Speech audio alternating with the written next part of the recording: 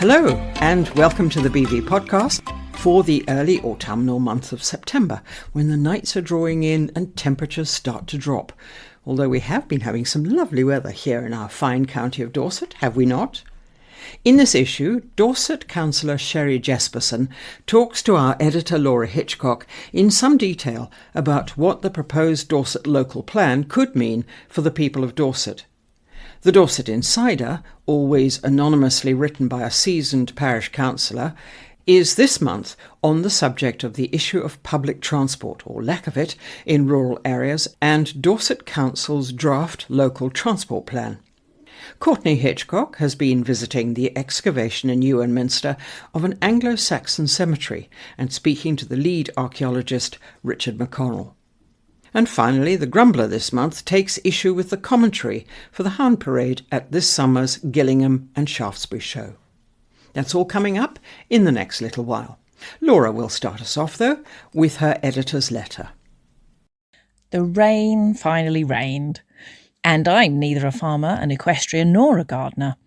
I always point out to visitors oohing over our garden that it's entirely down to Courtney. I just enjoy the fruits of his labour, offer occasional weeding services, and I do have sporadic opinions which are usually met with a raised eyebrow. So, personally, I'm just sad that such a glorious few months finally came to an end. How suddenly our brown, parched landscape was green again, which, according to Lucy Proctor this month, comes with its own set of problems. But I'm already mourning the end of al fresco breakfasts and picky bits dinners and the fact that the sun won't set after 8 p.m. again until April 2026. But we've been busy. This month's issue is a packed one, including 2 deep dives into Dorset's newly launched local plan consultation. I know, I can feel your eyes glazing over already, but this one matters. It's the blueprint for how Dorset looks, lives and grows for the next couple of decades, and we've got just 8 weeks to shape it. 6 weeks now since I wrote this. I've spoken to former North Dorset Planning Chief Sherry Jespersen, and the CPRE have weighed in too, and both are sharp, experienced and very clear-eyed about what's at stake. If you've got thoughts about housing or infrastructure or just keeping Dorset looking like Dorset, now is your time to speak up.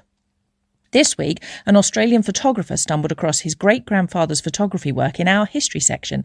His own father had died young, so he knows very little of his family story, and he's thrilled to learn that photography has run in the family for more than a century.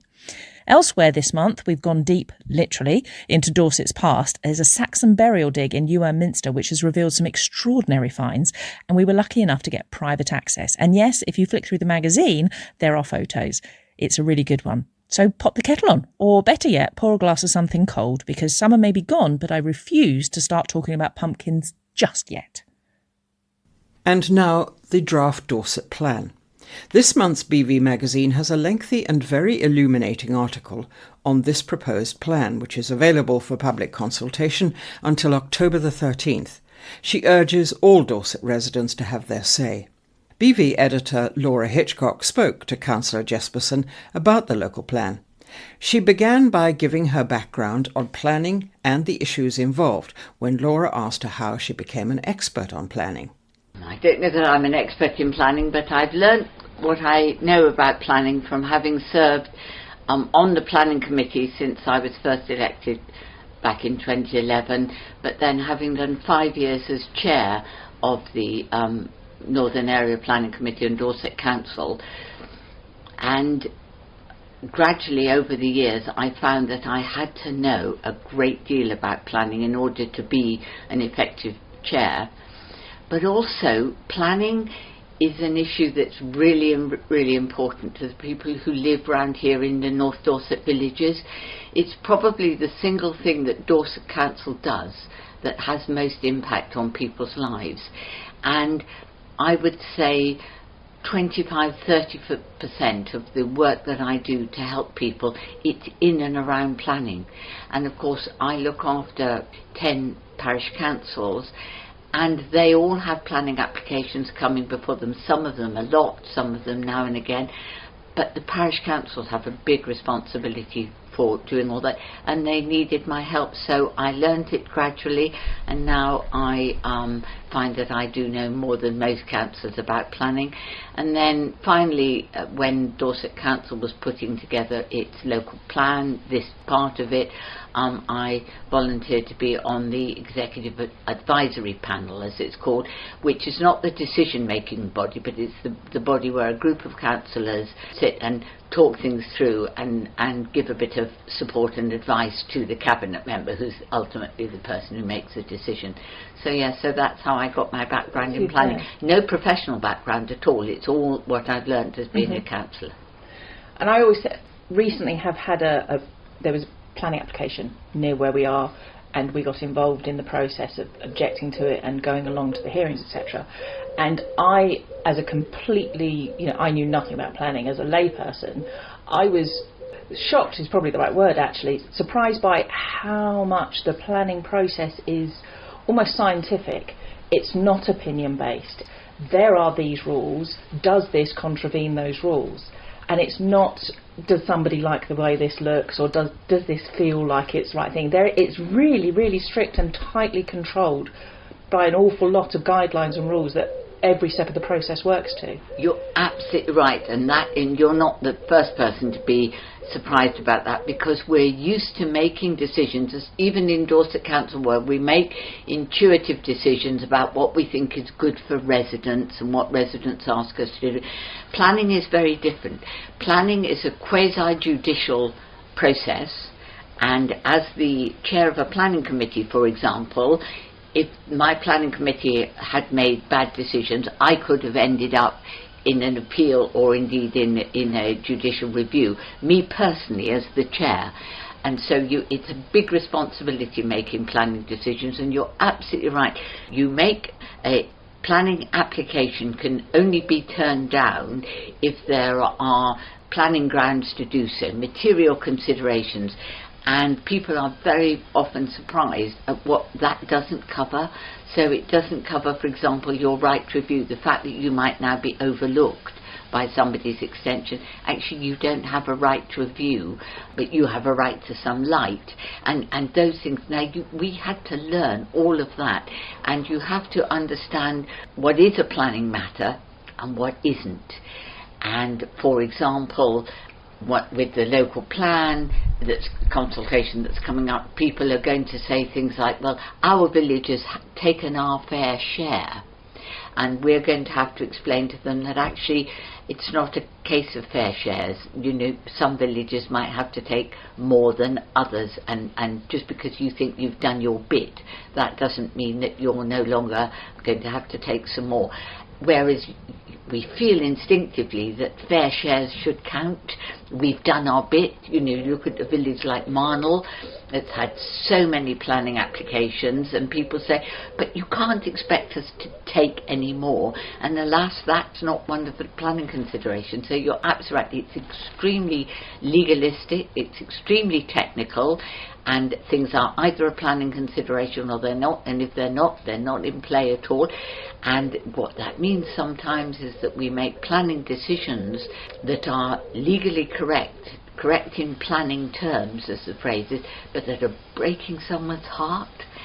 I have sat in planning committees sometimes and had to instruct the committee to give permission for something because there was no grounds to turn it down, looking at the resident who perhaps lives next door with tears in their eyes, knowing that you've just made a decision that has a serious impact on the quality of their life, and that can be very hard as a councillor. Yes, I can imagine actually. So Dorset's local plan that has just been published, or the draft form of the plan has just been published and is now open for consultation.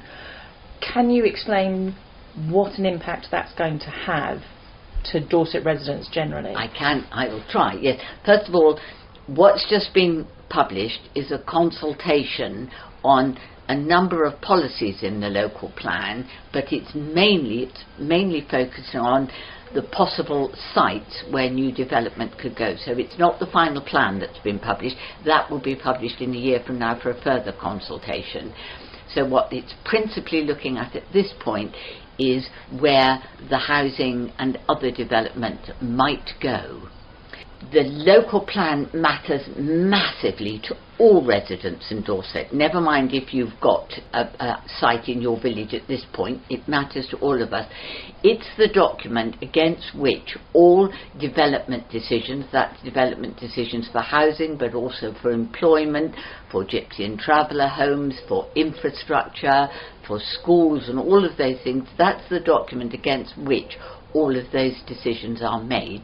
So it influences all of our lives, and that plan lasts for 17, 18 years. So once we've made the plan, which in the current arrangement will come in to effect in late 27, that's the plan that we will all make all our planning decisions made. Now, people might think, well, why do planning decisions matter to me? They matter enormously, because when we decide where, say, housing is going to go or where employment sites are going to go, on the back of that follows a whole load of other decisions. So that will impact on where Dorset Council is going to invest in bus services. Where it's putting lots of houses, they're going to get more bus service, more public transport services. Obviously, where the employment sites are, that's where we need the houses, but we also need good roads. So it's not just where the houses go, it's all the infrastructure that follows on, or in theory should follow on, because there's a whole discussion about how well that works. So it matters to all of us, this plan. It's really important. So the consultation opened last Monday, and it runs until the middle of October. Really important that people understand this is, and not all Dorset Council consultations are a genuine consultation, but this is a real consultation. Not all of the sites that are in this plan will go forward.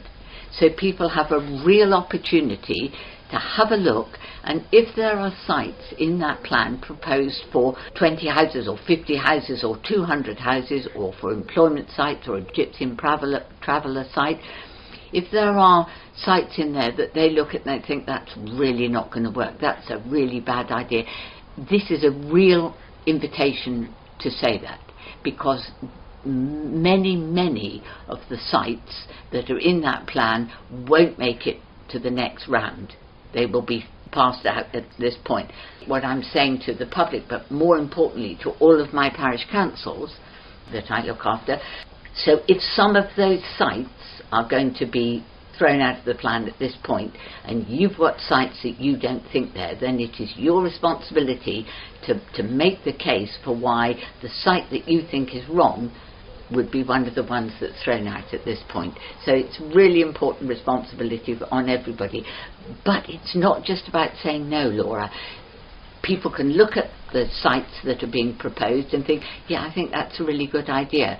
Some of the houses that are coming around the towns, for example, the towns have to grow, and some of these sites are really well thought through, and people have the opportunity to say, yes, actually, I really support that development around my town, and that's really working well. Or yes, this is a little bit of development in my village, that would be really helpful, so I support that. There's also the opportunity, if you want to say, well, I don't think that site's right, but, you know, have you thought about this site? So you can suggest other sites, or you can say, as you might with some of the larger sites that are going through, yes, I think that we could have some housing on that site, but really 120 houses, that's too big. Could we look at just having the middle field used and not the other two? So it's a genuine dialogue, and it's really important, and it's not at all technically difficult. So any member of the public can join in this, and you don't have to answer every question. You can just read it through online and look at the questions about which you have a view. If it's a question that's some matter about flexible planning policies and you don't have a view about, that's fine. You can move on to the questions that you do know about and that do impact on you. So it's really, really important consultation, and you mustn't just leave it, I would suggest, people mustn't just leave it to the professionals. You know, people like me and your town and parish councils and CPRE and the National Landscapes, they're brilliant and they're really, really important players in all of this. But we also want to hear from, you know, Mr. and Mrs. Biggins, because they have a view too. Absolutely. I mean, we have seen there's an awful lot of opinions on social media. Yes. Now, obviously, it's very easy to be opinionated on social media, but that's not going to count, is it? No. And in amongst there's always a small amount of NIMBYism, a small amount, but actually the overwhelming proportion of comments haven't been, we don't need development. They've been, we need the right development, we need the right housing, etc. And that sort of comment is obviously really valuable, but needs to be made on the consultation and not on Facebook. It really does. I do spend a lot of time on Facebook saying to people, this is really helpful, thank you very much, but don't just put it on Facebook, you have to put it in the consultation. We have raised with Dorset Council, and they are looking at Facebook, but it would be completely unreasonable to expect Dorset Council to include comments that are made on Facebook, because they couldn't know who those comments, people are commenting on Facebook who don't live in Dorset, or, you know. So at the moment the technology doesn't, maybe by the next time AI can do that, but this time, so you're absolutely right, by all means chat about it on Facebook, they'll keep it polite, yes. And that's quite helpful, and I'm monitoring the Facebook to see what people are saying. But you must put all of your points on the consultation as well. As I said, it's not hard to do that. If you can do Facebook, you can do an online consultation. So it's really important.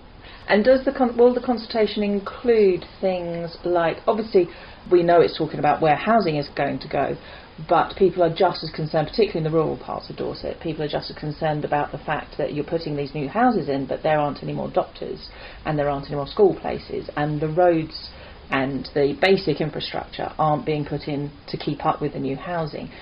Will comments on that side of things also be taken into account? They really will. There's a question in the consultation that asks people to indicate infrastructure, the technical term that they use, the planning term they use for what you're talking about, which is roads and bus stops and doctor surgeries and schools, and is infrastructure. There's a question in there, invites people to put in there what infrastructure they would like to see in support of this development. And I am urging everybody to fill that box in. But also, if you have experience of development around villages that we've seen a lot of lately, that is the speculative development, in other words, it's not plan-led, it wasn't in the plan, it's speculative, and the infrastructure didn't follow. That is the most damaging thing that happens, that 20, 50, 100 houses are built, but the infrastructure doesn't follow because it's not part of a plan. I want people to put that in there and say, it's all very well, the theory is that with the homes comes the infrastructure, but our experience in the North Dorset villages, which I speak for, is that that's not what happens, and we need to find a way to make sure that the infrastructure does follow. And even when it's plan-led, even when it's part of the plan, the developments are rolled out in phases, phase 1, phase 2, phase 3. Dorset Council has no legal right to control the speed at which those phases are rolled out at the moment. We would love to have control of that, but we don't. That means that the infrastructure can be delivered all at the end, so you have developments that are rolling out, say in Gillingham, which have been a long time in coming, and of course the infrastructure will come at the very end. There are big development on the north of Blandford, between Blandford and Pimperne. One of the selling points for that, the big development, was that it would have a new school. What was actually in the planning application was a piece of land set aside for where a school could one day be built. That's a long way from a school. That's a piece of land where a school could run. Now, and one of the things I argued very strongly with that planning application is people are being told you'll get a school. Well, no, not necessarily. Not necessarily. It's just land there for it's maybe. Just land there, and because nobody is promising you a school, they've just said we've made a space where a school could go when schools are good and ready. And of course, most of the schools in Dorset, and I think all of the schools now, are academies, so they will build a new school if and when they can. So it's things like that that people need to understand, and they need to put in this, as I say, I can't remember what number the question is, but there is a box. Put all of that in, explain what infrastructure you want, but also explain why it isn't working at the moment. And is there anything else that you think is really important people think about or include on the form? Is there anything you just wish that residents would just... Yes, yes, absolutely. Residents need to... One of the larger villages, they're known as, and there are 15 or 16 of them are across North Dorset, and these are the villages, and Child Oakford and Pimperne and Ewan Minster. They're villages that have facilities, and they will be taking some development. In each village it's a little bit different.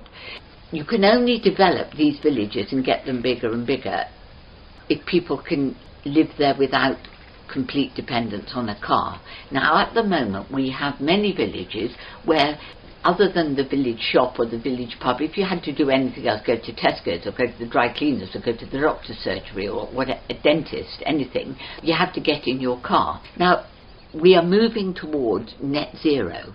Really important. Dorset Council is really leading the way in dealing with climate change. We are never going to get to net zero if we're building houses all over places where there's no local transport infrastructure. At the moment, there is no plan in Dorset Council to bring more public transport to the north of the county. They're spending all their money improving on the bus services and the train services that they've already got. I get that. You get more bang for your buck to make the bus service you've got better than to come and start from scratch. But you can't go on like that. At some point, somebody in Dorset Council has to grasp the nettle and say, if we're going to be building houses, if we're expecting people to be travelling distances to work, they will be forced to use their cars unless we put better public transport services in. Now this is a long-term plan, because all of this plan is predicated on the fact that the villages will get better public transport, but there's no plan to deliver that at the moment. We need to join those two ideas up. Now, at the same time as the Dorset Council is consulting on the local plan, it's consulting on the transport plan, transport action plan it's gone, and that's on the website as well. And if anybody cares about public transport in the north of the county, if they could give 5 minutes looking at the transport action plan at the same time and explain why we need bus services to serve our villages if we're going to expand those villages and put 200 and 300 more homes into those villages. We are creating places where people can only get about by car, and that's not the route we should be going for if we're ever going to get to net zero. Two ambitions. One is to have lots of homes for Dorset people, and the other is to get people out of their cars. We need to marry up those two ambitions, those two visions, because at the moment they are not joined up. That's a big task for Dorset Council to grasp. Because I think you had an interesting point when we spoke before, that we've got this big 50,000 number, and maybe we shouldn't be fixated on that massive number, because it's never actually going to happen. No. And actually think about, on a small local level, the individual sites, yes, rather than worrying and spending resources fighting this big figure. Yes. So when people look at the plan and the sites in there, many people will be very surprised to see the amount of land that is being flagged up as possible for development, particularly for housing development. And a lot of people have been profoundly shocked when they've seen how much land is coming, and not just in North Dorset but over the whole of Dorset. I mean, further south there's great swathes of land. Now the reason for this is because the current government is determined to build more houses to meet the housing need.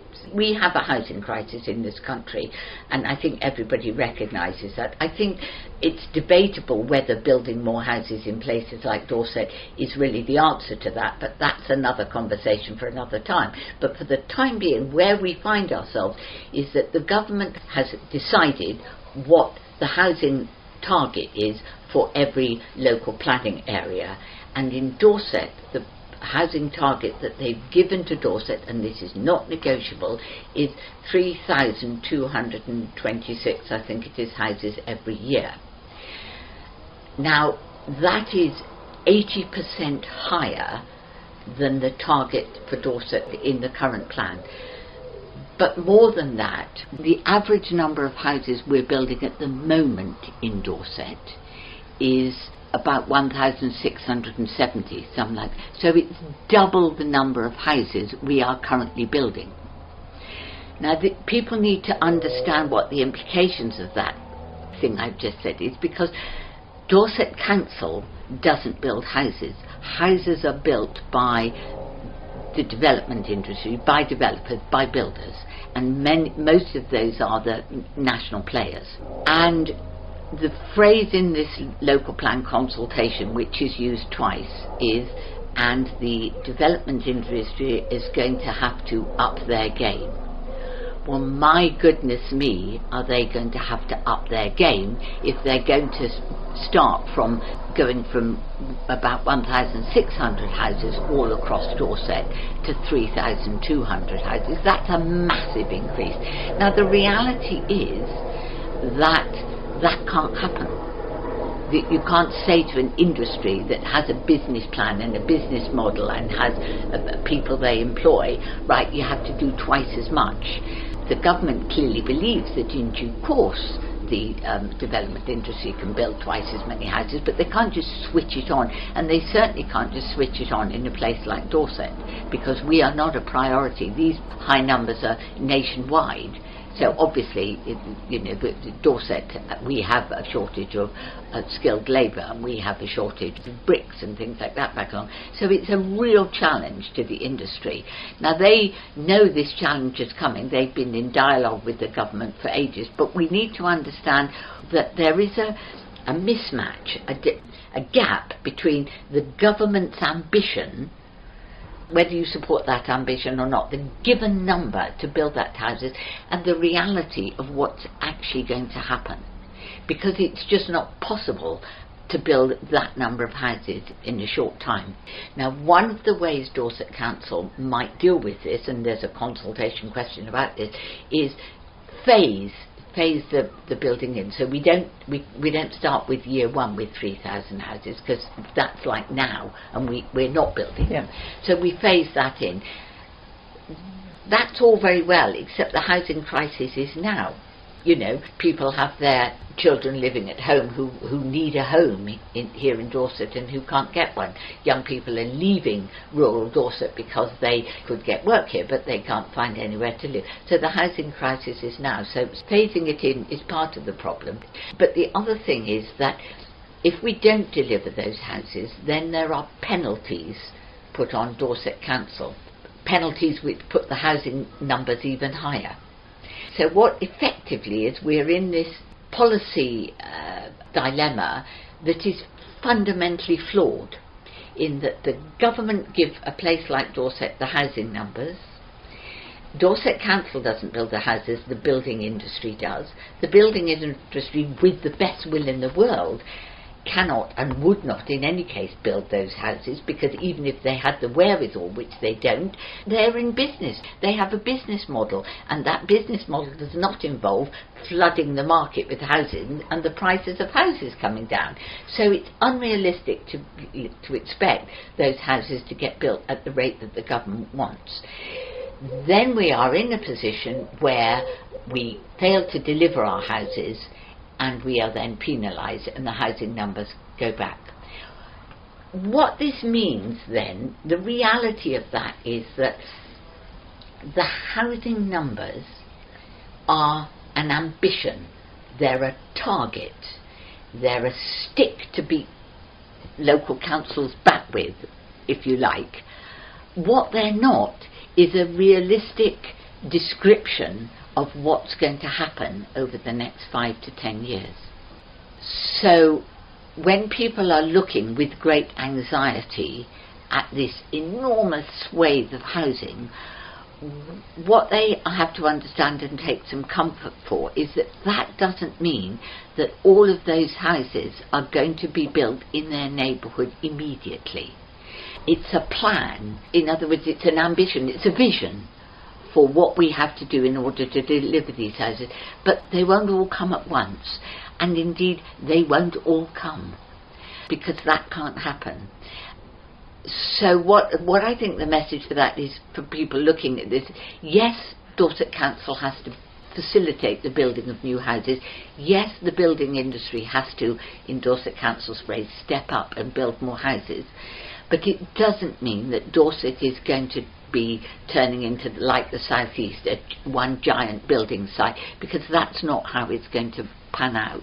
And every single site that's in that consultation document still has to put in a planning application, and that planning application still has to fit the bill before any of those houses get built. So it's a little bit of comfort to people. It's not that you can ignore the numbers, but there's far more going on here than just the numbers. And what will actually happen over the next 15 years will be driven by a lot of things, not just the government's target numbers. That's not the only thing that's driving this. It's also about what people need, what people can deliver, and what Dorset is going to give planning permission for. Cllr Sherry Jespersen talking very knowledgeably and comprehensively about the full implications of the Dorset Local Plan and why everyone in Dorset needs to have their say. And now, the Dorset Insider, the no-holds-barred column that pulls back the curtain on local affairs with sharp insight, unfiltered honesty, and the occasional raised eyebrow.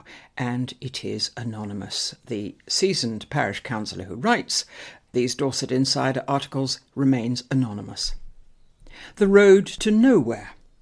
Running alongside the Dorset Local Plan consultation is another, almost as important, the Local Transport Plan, a joint plan between Dorset Council and BCP Council with proposals to improve public transportation across the whole county. It's an interesting read with fascinating statistics. Will we finally get an all-singing, all-dancing public transport system that works in North Dorset? Or will car drivers in Dorset soon be made to feel like social pariahs? The more I read, the more disillusioned I became. The document states that 46% of Dorset residents, almost half of us, struggle to access services, compared with just 18% across England. This is simply unacceptable and must change. The dearth of decent bus routes, especially at weekends and evenings, makes it challenging for those such as healthcare workers to get to and from work if they don't drive. Many of our hospital services, including heart attack and stroke centres, have been centralised in Poole and Bournemouth. Admittedly, most patients are discharged as soon as they can open their eyes these days, but if you do need to visit a loved one and don't drive, there's simply no direct public transport from rural areas to these centralised hubs. Elderly residents who don't drive or don't like asking for help routinely spend £20 to £30 on taxis to get to doctor's appointments. These are not people who can walk or cycle. As a county with increasing numbers of frail older people, the current transport system is no help at all. Why do some older people jump in a car just to get to the village shop? Because the road is so uneven, buckled from decades of patchwork repairs, with no pavements, people are terrified of falling over and ending up in a nursing home. There are reports that the government will soon require the over 70 age group to have compulsory sight tests in order to drive. While every driver should have regular sight tests, over 70s will at some point need to consider limiting or giving up their car. This will place more pressure on Dorset's public transportation system, which needs to be designed to meet the needs of residents in rural communities, not just the tourists visiting the coast or the conurbations. In order to prevent social isolation, any reform must take into account this projected increase in non-drivers, and especially in all those lovely villages about to be turned into dormitory towns by the housing plan. Most notable in the document is the desire to improve public transport in order to reduce car journeys to save the planet. According to the council's own data, a third of Dorset's road traffic emissions come from journeys of less than 5 miles. It might be laziness, but if you have ever cycled or walked in competition with a tractor or an HGV on a country lane with no pavement, you'll understand why people drive. A car is currently essential in rural Dorset. Unless the Dorset planners are hell-bent on marooning rural residents in their villages, we need to see radical improvements. Whether it's school runs, job interviews or medical appointments, the reality is simple. For most people, our public transport doesn't cut it. I carry a laptop, meeting notes and equipment. I often need to be in more than one place in a day. If I relied on a bus in Dorset, I'd be out of a job. Even when there are buses, they are slow, indirect and rare. Why spend 2 hours getting to Yeovil or Dorchester when I can drive it in 40 minutes? And there's no direct service to stations like Poole, Salisbury or Gillingham. There should be. Then there's the fantasy of cleaner fuels. Encouraging alternatives to petrol and diesel is all very well, but have you seen the price of hybrid or electric vehicles, even second-hand? Most are unaffordable on an average Dorset wage, and that's before we look at the charging points, deserts across the county. And for younger people, it's worse. The basic expense of buying a car and obtaining insurance is astronomical. So where are the affordable, functioning connections to get them to jobs? This is a generation that wants to use public transport, but the network isn't there. It's little wonder so many leave the county. This is where the council should be thinking creatively to implement a transport system that works.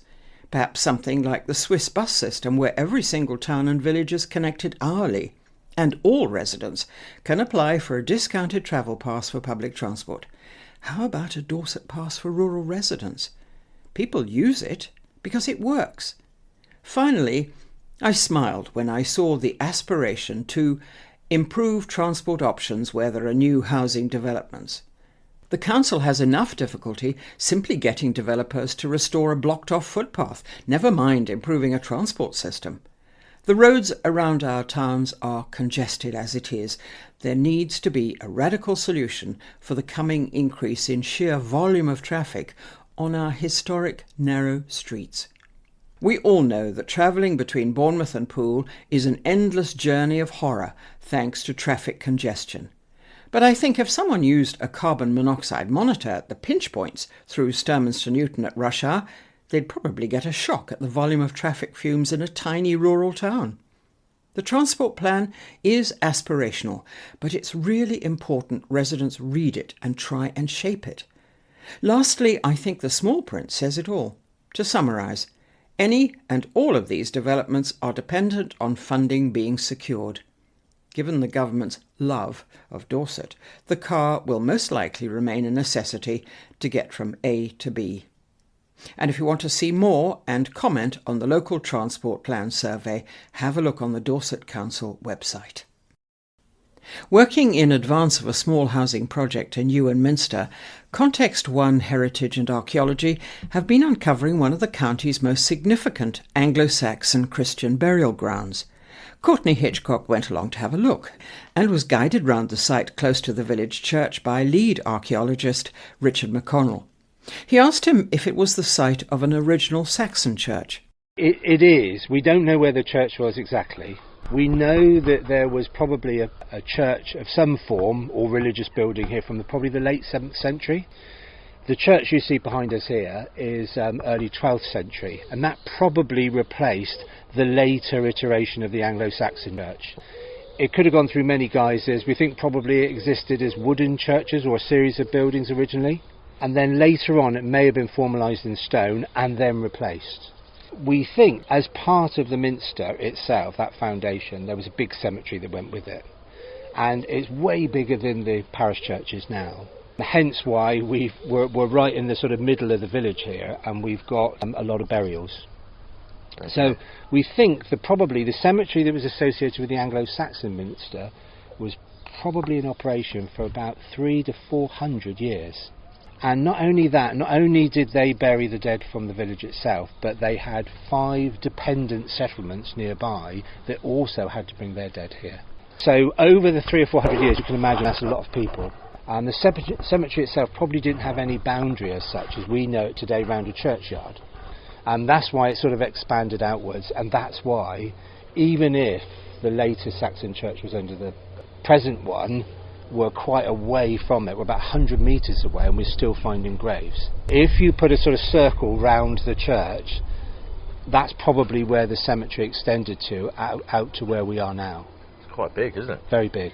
Yeah. And we think probably, very crudely, 5,500–6,000 people all told over that period of time. So what sort of year, I mean obviously we're talking, it's Saxon period. Yes. Yeah, so the Saxon period really starts technically from when the Roman sort of administration sort of broke down. So in the sort of early 5th century. And then right up to 1066 and the Norman conquest, and that's when we call it then medieval. Sometimes this is referred to as the early medieval period. We still like to call it Anglo-Saxon, but they're one and the same, really. So it's in that period, and it's against the backdrop when this was in operation, you know, the time of King Alfred and the Vikings and all of that. So that was all going on around the sort of time that this was in operation. So it's an exciting period. But this appears to be a fairly sort of sedate, sort of lay cemetery, so cemetery just for the population, because we have a mix of we have a mix of adults and juveniles and infants. Rather too many babies, and you can imagine that, you know, infant mortality was very high, and we tend to see those being sort of inserted into the foot of the graves, of adult graves, whether that is directly as the mother or a family group or family members, we don't know. Could that be child sort of in childbirth, perhaps? Childbirth, yeah, some of them are tiny, so I think probably newborns, but some of them probably within a year or so of being born have died. And then we get children, which we class as just juveniles up into adulthood, really. But the majority are adults in the graveyard here. But we're not talking...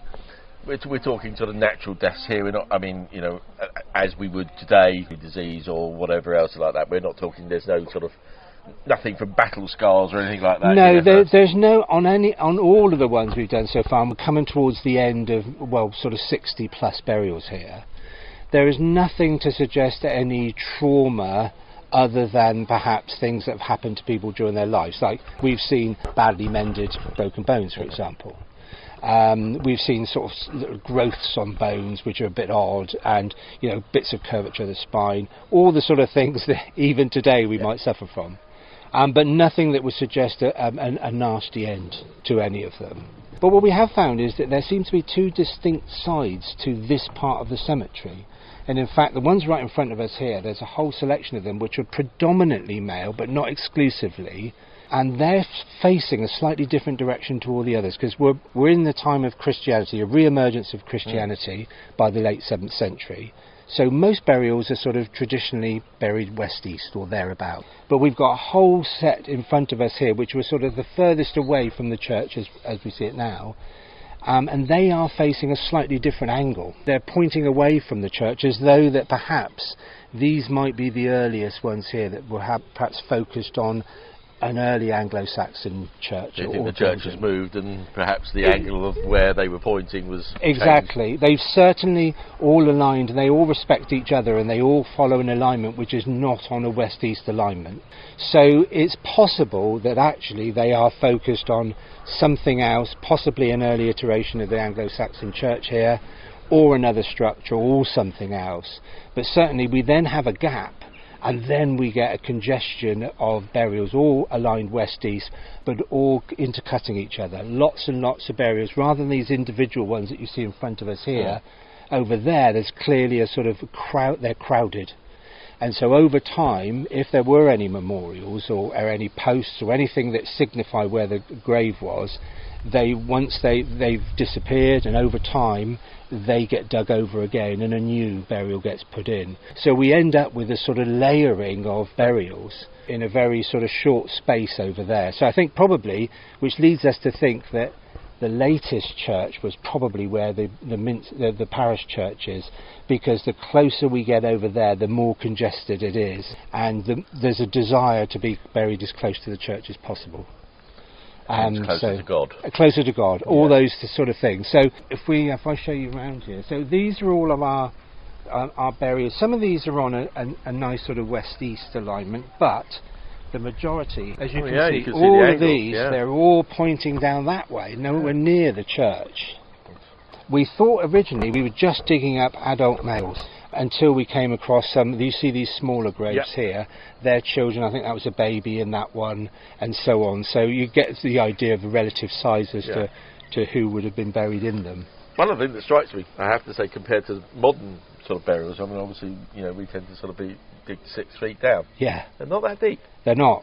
They're not that deep at all. And in fact, if you think of it, you can see that the present ground surface is probably a good sort of 600 or 700, 60, 70 centimetres above probably, But the Anglo-Saxon ground surface, we think, was really quite low. Okay, so shallower. Even shallower. And in fact, they get shallower still as we go across towards where all the burials are fairly congested. And in fact, there's one individual there that they put a person in.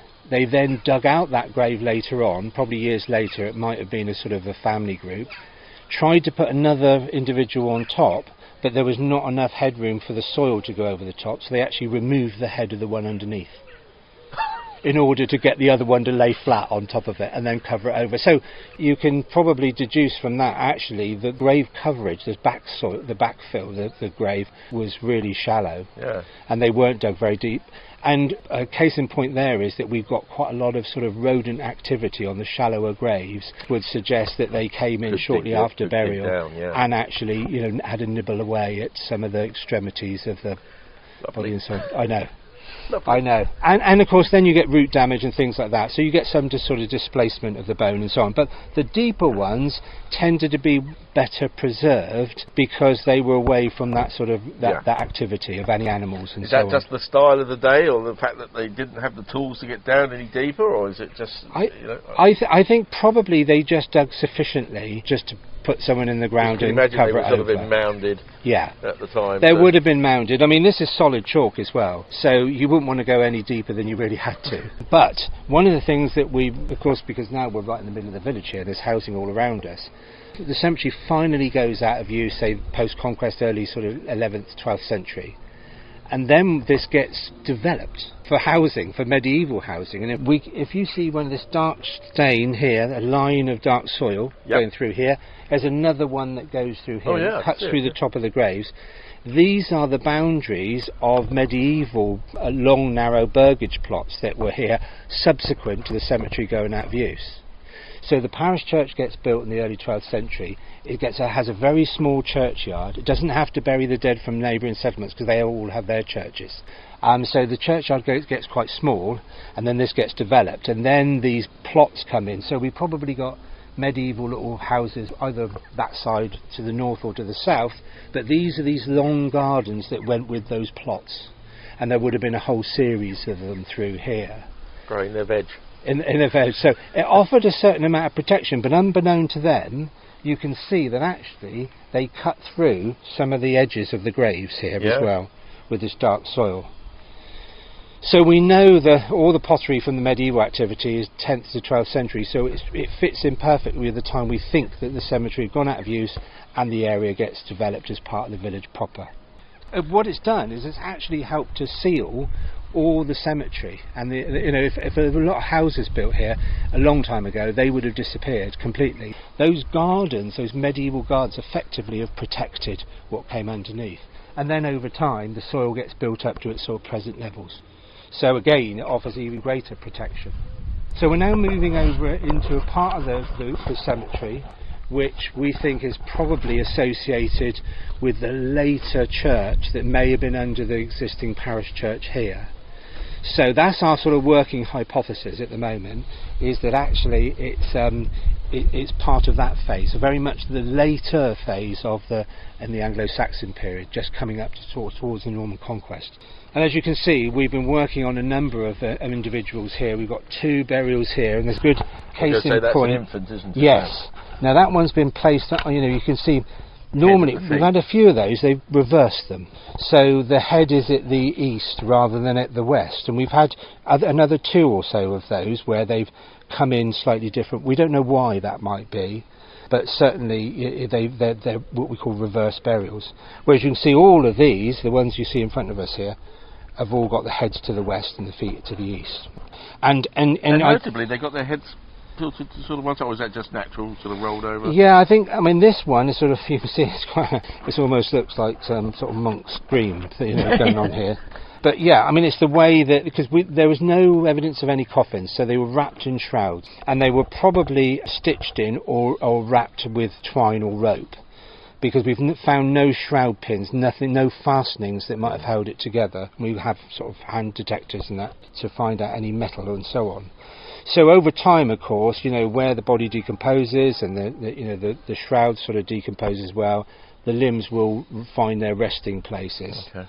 And so hence why this can open up. Probably happens quite quickly. But you can see, I talked about sort of rodent activity. You can see this one, no middle. to it. No vertebrae, no ribs. And the reason for that is somebody said, so an animal's come in and had those away, and we find that is not an uncommon thing as well. So they're even, in some ways, even more shallow, aren't they? Yes, exactly. And in fact, those ones again are even shallow, and that was the one with the two bodies where they had to sort of remove the head to get one in. So you can see there's not much headroom at all, if you forgive the pun. Got another adult male here. This one we think is probably about 25 to 35, something like that. And we're finding at the moment, without them being analysed, we don't know for sure, but they all seem to be, the oldest seems to be in the sort of late 40s. Now there may well be some of those that are actually reach an older age, and once we get these back, and all the bones will be washed, every skeleton will be washed, and then they get analysed properly by an osteoarchaeologist, and then we'll have some more data about, what, if there's any signs of any pathology that might help us indicate sometimes what they died of, but most likely things that happened during their life. One thing we would say as well is that same one here as well. This is, I think, it's the biggest one. There's quite a few that are pushing up towards 6 foot. So they weren't known for being that tall, I suppose. Well, exactly. And I mean, we all think that our ancestors are quite small, but actually, this one in particular, I think this is the biggest one so far, 6 foot, 6'1", possibly. This one a little bit smaller, but you can still see it's reasonable size. They're not tiny. And a lot of the adult males that we found in the other part of the cemetery as well were not only tall but robust. Whether that means just that well nourished, or they had, they're, because of the jobs, their labour, whatever they did in their lives. As you said before, they're far more congested here, aren't they? They're really squeezed in. Very much squeezed in. So we have a semblance of these rows. You can see them here. That's really quite organised. What Tara's been working on, really quite organised. And to a point it is here. And then it starts getting really busy. Where they start to recut graves, old graves. I mean, probably after a few decades, but certainly after 100 years or so, there'll be nothing left of those. No memory of anyone here. So they just dig them back, dig the graves again. Radiocarbon dating will be our friend in terms of dating, if we're right in suggesting that that's an early part of the cemetery further over to the west. Because at the moment, because of Christian burial tradition, they're not buried with anything. So there's nothing in there. You found no other objects? No, I mean, we occasionally come across a little bit of pottery, but that could easily work its way down through the grave fill. So it's not necessarily a reliable indicator. Plus the fact, up into the 9th century, we don't get any pottery. Plenty of Roman pottery, and then no pottery until the 9th century, and then we start getting it again. And given Christian burial tradition, there's nothing put in the grave as well. We've got nothing to go on as to what the date they might be. So radiocarbon dating will tell us, plus or minus 30 years or so, and that will be absolutely sufficient to be able to sort of phase the cemetery if there is any phasing here, and if there are different distinct parts that were used at different times. Okay. I mean, with all these burials as well, we're pretty sure that there must have been pathways and things like that through. So, we've got gaps, or we've got a bit of a gap here. Now it's possible that there was some sort of pathway or something, so that the burials aren't close up to it, but who knows? We've only got one bit of the whole. And in fact, just over the fence from us here, you can see a bungalow. About 30 years ago, they dug a pond in the corner by the telegraph pole, and they found some human remains, some burials there. And there's been anecdotal evidence of other human remains being found as well, including, I think there was a late 19th century article on the church that was written by the incumbent vicar, and he said in the mid 19th century we extended the churchyard and we found early burials there. Okay. That was on the other side. So people have been finding human remains all over this area. So I think it's a pretty logical conclusion that it really was quite a big cemetery going right the way around what was probably where the church was. Yeah. So once you have eventually sort of exhumed the bodies and done some testing, will they be returned, or will they go to the museum? You bring them back? We'll return them. They will be reburied, and in fact we have to get a Ministry of Justice licence, which we've got, to actually take them out in the first place. And there is a condition on that they have to be reburied in a few years' time. It gives us a window to make sure we do all our assessments and analyses and everything, and then they will all be reburied. That's nice to know. Yes. Yes, and I mean, that seems to be standard practice these days. But in the meantime, they will be able to tell us an awful lot about this part of Wessex, there's the Kingdom of Wessex, and the population here, and hopefully a bit about how they lived and died. And I think, it's an incredibly important sort of data set, really, and we've got 60 plus. We didn't anticipate this many.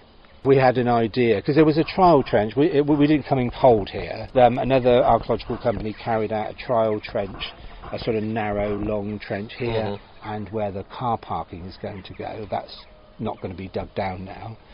And they found only 2 burials in their trial trench, and we had to sort of extrapolate that, what we thought might be in this entire area, because this marks out the footprint of 4 houses that are going to go in here, 2 pairs of semis. So hence why it's this shape and this in exactly this location, is because this is where the impact of the buildings would be. So all the burials have to be removed. A lot of that goes on your house search plans when you come to buy them. Yes, it would. And there's a gentleman was saying actually that I think that probably the closer you went to the church. I mean, now, beyond the bungalow in front of us here, there's a little lane, and that is probably a medieval sort of introduction. In the Saxon period, it would just come straight across from the church, if that's where it was, into the cemetery. And then with houses, settlement around the sort of periphery of it somewhere. So we're down to the last few or so. How long have you got left here? We think we're probably going to be here for another couple of weeks or so, and then I think the developer then comes along and carries on, because by that time everything would have gone. We would have removed everything. So we've got, things like this. One of my tasks today is to lift this one. It's been recorded, and we do 3D recording as well. So we create 3D models of the graves and the burials. And I did one this morning, so we take about 70 to 100 photos beyond our standard sort of photographs scaled photographs, and then we put it through software to create a 3D model, and we've done it for all of them as well. That's a workload. It is a workload, but actually, the computer does the heavy lifting really. All we do is just put it all together. But it's a fantastic way of revisiting, particularly for the osteoarchaeologist who's been a few times but won't have seen the detail of everything we've been doing, obviously. Sure. So to have those 3D images and so on, so that you can actually go in and look around and so on, makes that analysis much more comprehensive. So what we do next is, once we've done all of that, we lift them, and we lift them by elements. So, left foot, right foot, left leg, right leg, and so on. And they get separated out and then boxed up. And then they go to our store until we can then start processing them. Archaeologist Richard McConnell guiding Courtney Hitchcock round the dig at Ewan Minster. And now, The Grumbler, the open opinion column in the BV. It's a space for anyone to share their thoughts freely. While the editor will need to know the identity of contributors, all pieces are published anonymously. Spare us the hunting sermon. It's a delicate balance, rural tradition, public opinion, and the spotlight of a major agricultural show. So when the Hound Parade commentary at this year's Gillingham and Shaftesbury show veered into a lengthy diatribe about the need to preserve fox hunting at all costs, it felt like the commentator had misjudged the moment and the audience. While I'm not a fan of fox hunting, I've no particular objection to hounds being part of the show. They're part of rural life, and the packs of foxhounds and bloodhounds parading were fine examples of their breeds. But turning what should have been a celebration into a soapbox for a controversial agenda was, frankly, a betrayal of the show's organisers and an insult to the intelligence of those watching. It's a shame, because the rest of the show was exactly what it should be, a landmark in the farming calendar, showcasing the fantastic work our local farmers do, and bringing a bit of joy to what is often an isolating, thankless industry. The main ring at the show acts as a venue for entertainment, education and celebration, and on the whole it did just that. We were entertained by the motorcycle and jousting displays, educated about the evolution of horsepower via heavy horses, steam engines and vintage tractors, and we celebrated the prize winners in the livestock parade. Only the Hound Parade struck a discordant note. As an historian, I'm a bit of a pedant when it comes to matters of fact. The presenter started his introduction to hunting with hounds by explaining that it was introduced to England by the Normans. This is wrong. Hunting with dogs in England goes way back further than the Normans. Vikings, Saxons, Celts and Romans all left behind documentary evidence of using dogs to hunt. What the Normans did do, which he alluded to when he mentioned Cranbourne Chase and the New Forest, was to enclose vast tracts of land as hunting reserves for the aristocracy. What he didn't mention, of course, was that most of our ancestors could have been summarily executed for so much as setting foot on that land. He went on to explain that fox hunting came about from the 18th century, but again rather neglected to mention the social context in which it was created. A deliberately exclusive and aristocratic pursuit at a time when land was increasingly enclosed and the ordinary man could be hanged or transported to Australia for poaching a rabbit or a pheasant. Thankfully, those days are gone, although, of course, only the comparatively wealthy can afford to ride to hounds today. But the commentary would have us believe that everyone in the countryside has forgotten the injustices of the past and is now squarely behind the hunt.